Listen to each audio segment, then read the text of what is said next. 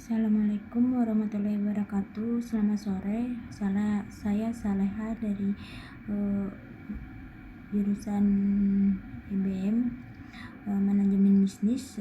Saya akan menjelaskan tentang eh, mengenai kebijakan ekonomi Provinsi Papua Barat tahun 2023.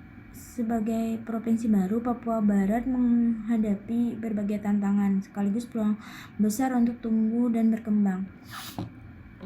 Kondisi Papua Barat Daya tahun 2023, pertumbuhan ekonomi Papua Barat Daya tercatat sekitar 1,82%. Angka ini lebih rendah dibanding rata-rata nasional yang menandakan perlunya strategi yang lebih efektif dalam menggerakkan sektor ekonomi. Sektor ekonomi dominan seperti pertambangan, pertanian, dan industri. Pengelolaan memang penumpang PDRB, namun realisasi APBD yang masih rendah, ketimpangan akses, serta minimnya infrastruktur menjadi hambatan utama percepatan pembangunan ekonomi di Papua Barat Daya.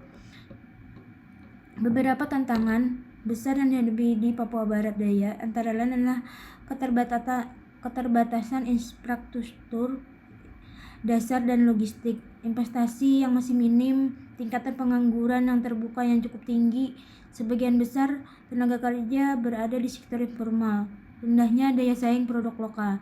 Namun jangan khawatir, semua tantangan itu justru membuka ruang lagi lahirnya kebijakan-kebijakan strategi dan berpihak pada perkembangan berkelanjutan. Beberapa usulan kebijakan ekonomi untuk Papua Barat Daya. Pertama, percepatan realisasi APBD. Pemerintah daerah perlu mempercepat proses belanja pembangunan, terutama untuk infrastruktur dan layanan dasar ini agar dampaknya bisa berlangsung dirasakan oleh masyarakat. Yang kedua, pembangunan jalan, pelabuhan, dan konektivitas antar wilayah distribusi barang dan hasil produksi akan lebih cepat murah. Dan yang ketiga, mendorong investasi dan hilirisasi. Potensi sektor pertanian, perekonomian, dan hasil hutan dapat dimaksimalkan dengan memandirikan industri pengolahan lokal dan memberi nilai tambah dan lapangan kerja. Yang keempat, memperdayakan UMKM dan ekonomi kreatif. UMKM adalah tulang punggung ekonomi lokal.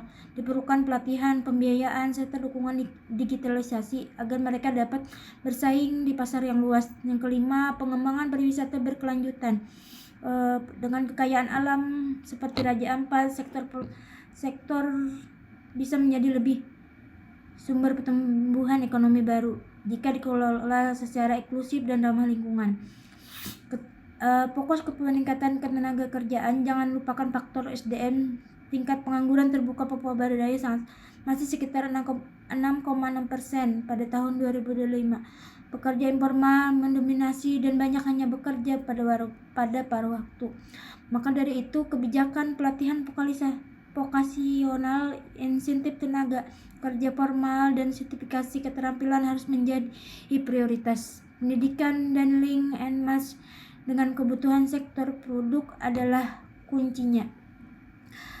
Menjaga stabilitas harga dan daya beli. Di sisi lain, stabilitas harga itu penting, apalagi di Papua Barat Daya memiliki inflasi yang sangat rendah.